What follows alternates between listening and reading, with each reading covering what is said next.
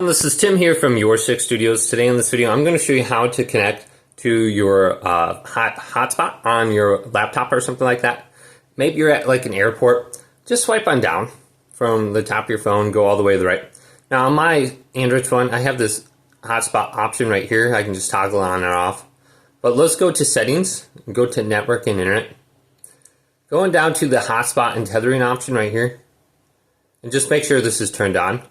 Then you can tap it right here, and you can change the name. Mine's Tim Wi-Fi. Then we go to hotspot password. We can see the password, and we can change it right there.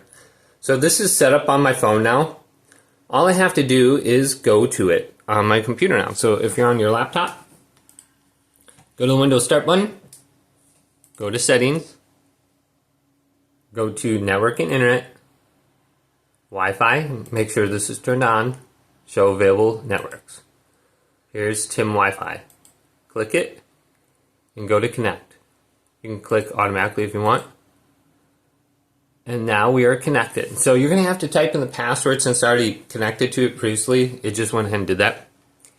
So it's very easy to connect to this in the future now. Hopefully this video did indeed help you out.